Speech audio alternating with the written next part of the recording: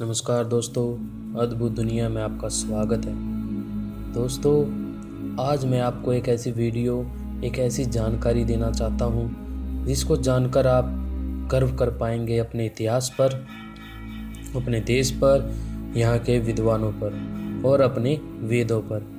दोस्तों, मैंने कई बार विमान शास्त्र का जिक्र किया है। काफ़ी भाइयों ने कमेंट में मुझसे कहा भी है कि विमान शास्त्र पर वीडियो बनाइए, तो मैंने आज सोचा कि विमान शास्त्र पर ही आपको वीडियो बना के देता हूँ। साथ में ये भी बताता हूँ कि पहला हवाई जहाज़ कब और किसने बनाया था। ज़्यादातर इस पर हमारे को भ्रांति है या फिर झूठी जानकारियाँ हैं। दोस्तों, अभी तक आपने हमारे चैनल को सब्सक्राइब नहीं किया है तो इसे तुरंत सब्सक्राइब कर लीजिए, क्योंकि ऐसी अनेकों जानकारी आपको मिलेंगी जो और कहीं भी देखने को आपको नहीं मिलेंगी। दोस्तों, जैसे कि आप और हम सभी आजकल जानते ही हैं कि पहला विमान 17 दिसंबर 1903 को राइट ब्रदर्स ने उड़ाया था, लेकिन ये जानकारी पूरी सच नहीं है। ये हमें झूठा इतिहास पढ़ाया जाता है, झूठ हमें बताया जाता है।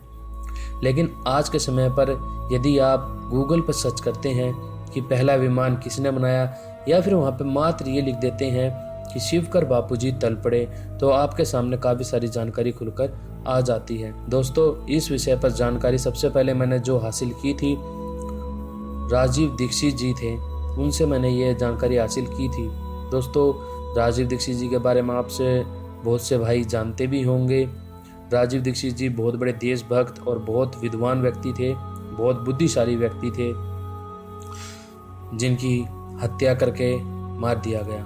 दोस्तों, आज मैं आपको बताता हूँ कि जो राइट ब्रदर्स के बारे में हमें बताया जाता है कि राइट ब्रदर्स ने पहला विमान बनाया, बिल्कुल झूठ बताया जाता है। दोस्तों, दरअसल हुआ क्या था, जो शिवकर बापूजी तल पड़े थे, एक विद्वान थे, उन्होंने ही पहला विमान बनाया था। दोस्तों, शिवकर बापूजी तलपड़े का जन्म 1864 ईस्वी में मुंबई में हुआ था, जो कि एक बहुत बड़े विद्वान व्यक्ति थे, संस्कृत के महापंडित थे। दोस्तों, शुरुआत जब होती है, जब शिवकर बापूजी तलपड़े को ऋषि दयानंद सरस्वती के भाष्य किए गए वेद मिलते हैं। दोस्तों, भाष्य किए गए वेद जब इनको मिले तो इन्होंने उनको पढ़ने के बाद में उसमें इनको वायुयान जैसी चीज़ें के बारे में पता चलता है, जिसको जानकर इनके मन के अंदर जिज्ञासा उठती है कि क्या ऐसे यान बनाना आज भी संभव है। दोस्तों, संस्कृत के तो विद्वान थे ही, साथ में इनको विमान शास्त्र भी मिलता है। और विमान शास्त्र में आपको बता दूं, विमान शास्त्र कोई अलग से ग्रंथ नहीं है, ये वेदों के बिल्कुल थोड़े से ही मंत्रों का अंश है। दोस्तों, विमान शास्त्र में ऐसी टेक्नोलॉजी है, यदि उसको बना लिया जाए तो आप एलियनों को तो भूल ही जाइए। जो आज के समय में कहते हैं कि एलियनों के पास में ऐसी टेक्नोलॉजी है, दोस्तों हमारे पास में भी वो सारी चीज़ें हैं, क्योंकि सृष्टि बनाने वाला ईश्वर है और ईश्वर ने प्रत्येक ग्रह के रहने वाले जीवों को वेद दिए हैं, वहाँ के बुद्धिशाली प्राणियों को वेद दिए हैं। दोस्तों, सृष्टि का नियम पूरी सृष्टि में एक ही लागू होता है, और उसके जो नियम हैं, जो उसके रहस्य हैं, वो वेदों के अंदर हैं। और उसी का एक छोटा सा भाग, बिल्कुल मामूली सा विमान शास्त्र है। विमान शास्त्र जैसी अनेकों पुस्तकें पहले ट्रांसलेट हो चुकी हैं वेदों से, जो ऋषियों ने की थी, लेकिन हमारा दुर्भाग्य है कि हम लोग आज उनको बचाकर नहीं रख पाए। कुछ सच बताऊं तो जो मुगल थे, जो विदेशी आक्रमणकारी थे, उन्होंने वो सब कुछ बर्बाद कर दिया। दोस्तों, जब विमान शास्त्र उनको मिलता है तो विमान शास्त्र को वो पढ़ते हैं, जैसे कि आप देख रहे हैं, देखिए ये विमान शास्त्र है। तो दोस्तों, जब उनको विमान शास्त्र मिलता है तो वहाँ से यान बनाने की टेक्नोलॉजी उससे निकालते हैं, और निकालने के बाद उसको बनाते हैं, और जब वो बनाकर उसको उड़ाते हैं तो 1895 में उन्होंने सबसे पहले हवाई जहाज बनाया था आधुनिक युग का।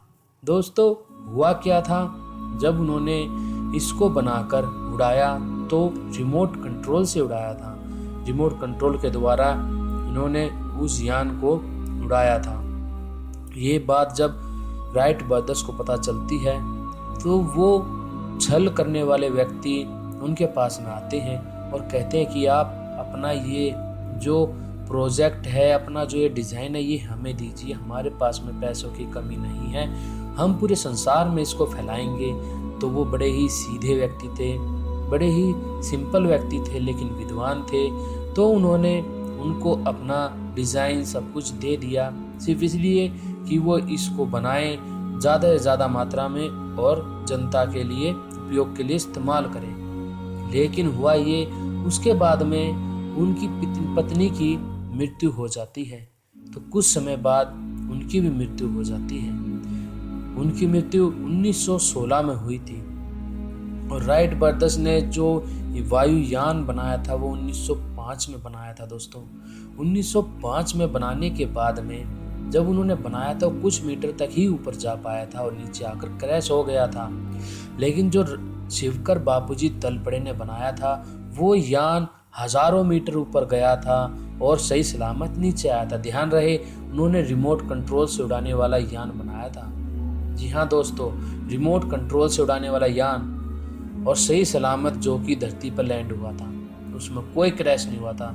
लेकिन उन छल करने वाले व्यक्तियों ने उनके साथ में धोखा किया, उनका डिजाइन हड़पा। अब उनकी मृत्यु पर आज भी रहस्य बना हुआ है। आज भी उनकी मृत्यु के बारे में सही से जानकारी किसी को नहीं है। दोस्तों, उनकी मृत्यु हो सकता है राइट ब्रदर्स ने करवाई हो, या फिर जब उनकी पत्नी की मृत्यु हुई तो वो भी बीमार रहने लगे थे, तब उनकी मृत्यु हो गई हो। दोस्तों, चाहे कुछ भी हो, लेकिन हमने एक बड़ा ही सुनहरा मौका खो दिया। यदि हम प्रयास करें तो शायद कुछ हो सकता है, लेकिन शायद ना भी हो पाए। क्योंकि दोस्तों, हम अपने देश का कोहिनूर हीरा तो वापस नहीं लेके आ सके जो आज भी इंग्लैंड में है। तो भला ये चीज़ हम कैसे करवा पाएंगे कि पहला यान का आविष्कार शिवकर बापूजी तलपड़े ने किया। सबसे बड़े दुख के विषय तो यही है कि हमारे देश के व्यक्ति भी इस बात पर विश्वास नहीं करते तो सिर्फ वो लोग हैं जो देशभक्त हैं, जिन्हें पूरी श्रद्धा है अपने वेदों के प्रति, अपनी यहाँ की संस्कृति के प्रति। लेकिन अफसोस, ऐसे लोगों की संख्या कम है, ऐसे लोगों की संख्या ज़्यादा है आज के समय पे, बल्कि ऐसे युवाओं की संख्या ज़्यादा है जो कि विदेशी संस्कृति से ज़्यादा प्रभावित दिखते हैं, क्योंकि पढ़ाई उन्होंने उस तरीके की है, जबकि वो ये नहीं जानते कि जो आप विदेशी पढ़ाई कर रहे हैं उसका कोई मोल नहीं अपनी संस्कृति, अपनी पढ़ाई के आगे। दोस्तों, यकीन मानिए, यदि हमारे वेदों पर पूरी अच्छे से रिसर्च होनी शुरू हो जाए तो आप भूल जाइए टेक्नोलॉजी को। ऐसे ऐसे यान, ऐसी ऐसी टेक्निक बन सकती है जिसके बारे में आपने सिर्फ कल्पना में ही सोचा होगा। जो आज देखिए, रिवर्स गियर में कोई भी यान नहीं उड़ता है, लेकिन हमारे भूतकाल में, हमारे इतिहास में ऐसे ऐसे यान होते थे दोस्तों जो रिवर्स गियर में उड़ते थे। रिवर्स गियर में उड़ना अपने आप में बहुत बड़ी बात है। और एक चीज़ और थी उनमें खूबी कि वो यात्रियों की संख्या के अनुसार, मैं आपको बताता हूँ, जो आपने पुष्पक विमान का तो बारे में सुना ही होगा रामायण में, वो विमान में एक ऐसी खासियत थी जो यात्रियों की संख्या के अनुसार छोटा और बड़ा हो जाया करता था। देखिए, क्या आज के समय में ऐसा यान है? दोस्तों, बहुत कुछ था इतिहास में। यदि मैं आपसे ये कहूँ कि अर्जुन भी महाभारत काल में मंगल ग्रह पर गया था, तो क्या आप यकीन करेंगे? नहीं करेंगे। दोस्तों, एक चीज मैं पूरे दावे के साथ कह सकता हूँ कि जो मंगल ग्रह है, मंगल ग्रह पर सभ्यता थी और वहां पर आज भी कुछ जीव हो सकते हैं। यदि नहीं हो सकते तो वहां पे सभ्यता थी दोस्तों, क्योंकि हमारे इतिहास में चाहे कोई परग्रही हो, चाहे कुछ भी हो, सबके साथ संपर्क था। और मैं एक बात और बता दूं, आज जो ये भय है कहीं परग्रही हम पे हमला तो नहीं कर देंगे। देखिए, हम मनुष्य दुष्ट हैं तो इसका मतलब नहीं कि सारी दुनिया दुष्ट हो। मैं आपको एक बात बताता हूँ, जैसे कि हम कहते हैं कि हम टेक्नोलॉजी में उन्नति कर रहे हैं, दोस्तों ये हमारी मूर्खता है। हम उन्नति नहीं कर रहे, हम अपनी मृत्यु की तरफ आगे बढ़ रहे हैं। जब हमारा विनाश होगा तब आप देखना वापिस उसी टेक्नोलॉजी की तरफ, हमें उसी संस्कृति की तरफ वापिस आना होगा। और वो चीज़ हो सकता है उनके साथ में पहले हो चुकी हो जो कि हमसे ज़्यादा उन्नति पर है। दोस्तों, यदि हम ये सोचें कि वो लोग ऊर्जा ऊर्जा के लिए या फिर यहाँ के जो संपदा है उसको लूटने के लिए आएंगे, ऐसा बिल्कुल भी नहीं समझना, क्योंकि ऐसा हो ही नहीं सकता। सब कुछ वो बना सकते हैं। इतिहास में हम नज़र डालें तो सब कुछ संभव है, सोना बनाने से लेकर ऊर्जा के ऐसे ऐसे स्रोत जिनके बारे में हम आज सोच भी नहीं सकते। दोस्तों, ऊर्जा के स्रोतों के बारे में मैं फिर कभी आपको बताऊंगा। आज मैं सिर्फ शिवकर बाबूजी तलपड़े के बारे में आपको बताना चाहता था। दोस्तों, यदि अभी तक आपने हमारे चैनल को सब्सक्राइब नहीं किया तो कर लीजिए, वीडियो को लाइक कीजिए, शेयर कीजिए। आप सभी को नमस्ते, जय आर्यवर्त। फिर मिलता हूँ किसी नई वीडियो के साथ में।